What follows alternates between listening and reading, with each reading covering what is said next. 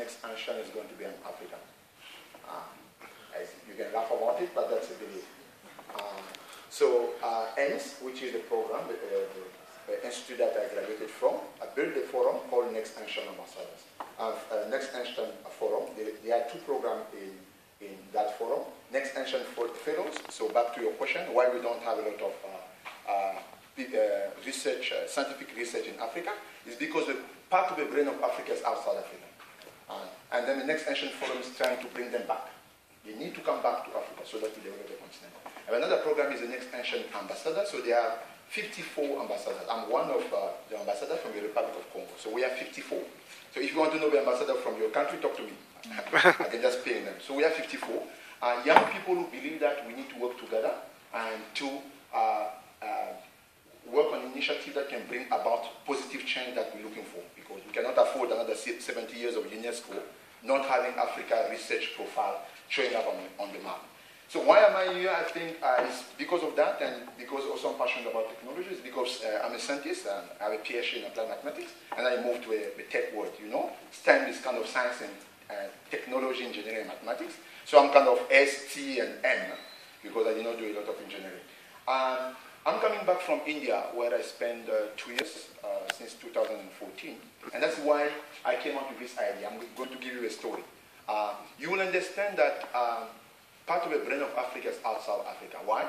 It's because we don't have a lot of great initiatives like the one that Eli was just talking about. We don't have a lot of great universities in Africa. We have few, but not many. We need many, right? And people look for better opportunities. They go to Europe, they go to America because of better opportunities. At the end of the day, people want to get a good job.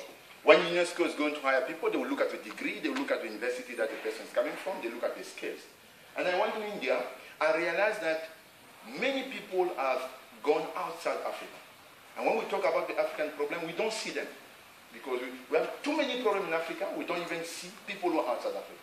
But they struggle, these people struggle. You know, far away from their families, far away from the home, they struggle.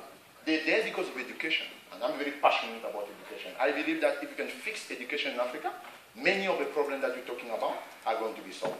So that's the reason I actually created the knowledge sharing campaign. This is just a boring slide, which is my name. If you want to tweet, you can just use my tweet table. You can just email me on this one. And I was kind of very happy to be here. I created the knowledge sharing campaign to see this kind of statistics. It's quite very alarming. When we have 169 million of adults in sub-Saharan Africa who are not literate. UNESCO has been around for 70 years. We have this kind of stat. It's quite shocking, right? We're in 2016. Youth employment is still around 20%. So if people go to university and they finish, they don't get a job, what do you expect them to do? I think Eli's initiative is picking few people to say, let's give them more skills that they can actually invent. Now, I believe when we look at this STEM, there is science, technology, and let's face it, the world is changing very, very fast. Technology is bringing disruption in the world. You know, there's going to be smart cities. Everything's going to be smart. Smartphone, smart city, smart room. Everything's going to be smart. But if you don't train people, if you don't build capacity in terms of technology, we're going to have a very bizarre world, right? When you have a lot of people, they don't know how to use technology. I am concerned about it. I am concerned about it. And we need to do something about it. But you also believe, like in Europe, we have access to internet. You go to the airport, it's free. Many of African people still have challenging to access internet. If you look at people who are offline versus people who are online, we have more people who are offline than online. But many of the initiatives that we do are online. That's the problem. So internet access is not something that in Africa is like, if I take you to my village where I was born, in my primary school where I studied, there's no internet. There are not even computers. So let's shape the problem very well so that we can tackle it very well. So that's the reason I'm actually sharing this. So there is a digital divide. The divide is between people who have access to information and people who don't have access to information. But people who don't have access are more than people who have access. That's the reality in Africa. So that's just a start. And I say, I think if the next action is going to be an African, we should create the environment in Africa that will welcome people back to Africa. They went outside to study, to get better opportunities, but we need to get them back so that we don't have this situation. And this is true, right? This is not surprising. The brain drain. Africa is losing talent. They're going away. And that's the reason, John Paul, I think, in your research profile of Africa, is empty. Where are they? They're in MIT. They're in Europe. They're doing very well. We need them back. Okay, I don't know how to solve it, but I think they have challenges. So in the Indian context, I don't know if you remember these two pictures. Yeah. So a picture on this side, because of the Gabonese, I guess, 3 African students are fighting for their life. They were beaten up because they just choose to go abroad and to study. And then they just choose to go to a country where there's a better university. They were bound to be killed. On the other side, the Tanzanian girl, Bangalore, that was kind of, I don't know how to use the word, it's kind of very bad what's happened to her. I saw people who are outside the continent, far away from their parents, struggling for their life. I wanted to show solidarity with them. I went there as someone who worked for Tortures, but I know what it means to fix education in Africa. I said I wanted to be with them, to tell them that it's not a mistake that you made to go abroad, but get the knowledge and go back to Africa. And that's the reason I created this platform called Universidad Campus. It's because of these two pictures. I think you remember the Gabonese. It's for the honor of those 3 people that I created this campaign. Because I wanted to honor the blind, the courage, and what they actually sacrificed for their life for education. And there's a lot to talk about, so I'm just going very far. If you're doing something over and over again, it doesn't work, you need to change it, right? You cannot continue doing the same thing over and over. So, for example, if UNESCO was doing initiative for 70 years, if you're not getting the impact that you want, you need to change it. You need to invent or create new ways of looking at things. I think that's the reason you're calling us here, right, to kind of talk with Eli. We're coming from the non-official or formal sector. We're coming from the NGO world, where we see the problem very differently. So innovation and invention are 2 things that are very good. I like this quote. Yes, we need science. Yes, we're going to build upon theory and system. But sometimes you need to go somewhere where there's no path and leave the trail.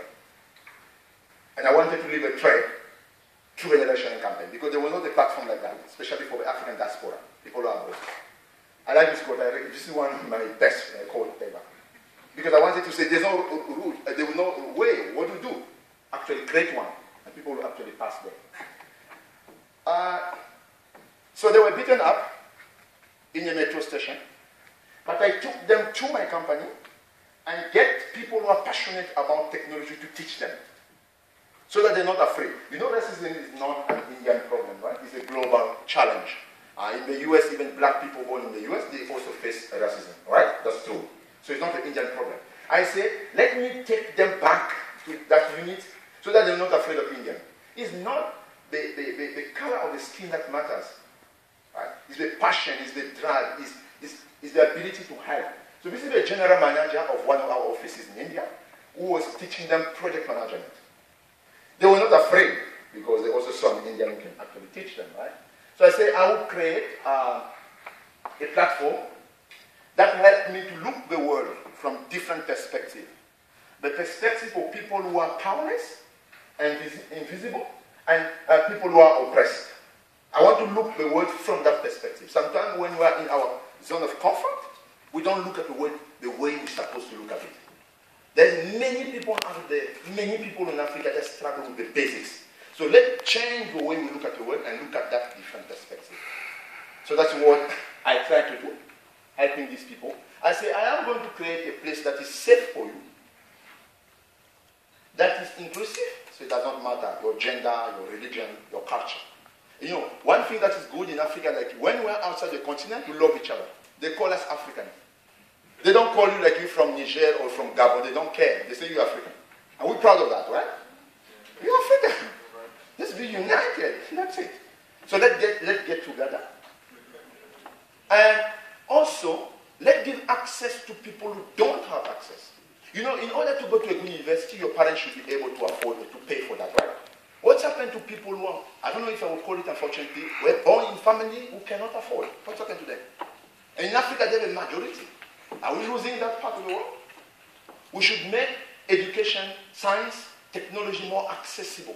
People who cannot buy a laptop, you can share the laptop that you have. So that was the platform. It's safe, it's inclusive, it's accessible. It's a platform for learning. That's innovation in tandem. And then what we do, I don't have time because it's quite a long presentation. I just want to keep time. So the first thing is that outside Africa, especially in the diaspora, you have African student community. They organize themselves because they're abroad, they struggle. I would say, let me talk to them, the leadership, and then get together. So this was one of the day we're celebrating the website launch. We created a website for them so that we can have a better database to control, to know how many are there. We're kind of celebrating. So we said, let's collaborate with them. Let's help them organize, be more united as they struggle. And let's identify the needs that they have. And let's find a way of trying to address certain needs that they have. We're not promising them to solve all the problem, right? We just identify the top priorities. And then I told them that I am shocked. I'm here also to tell you that mobile access is not enough in Africa. We are going to continue being consumers of technology. We're not going to produce technology with mobile access. People in Africa need to be able to understand what it takes to develop software so that people in different areas will understand the context and come up with application that matters in the society. So I'm changing the way we look at things. We all have mobile here. But the number of people who have mobile access in Africa is not equivalent to the number of people who know how to use a computer. And we don't build application using a mobile. We use this computer. So I say, let me correct that. Let me bring people together, explain to them what it takes to develop application. Because I've been there.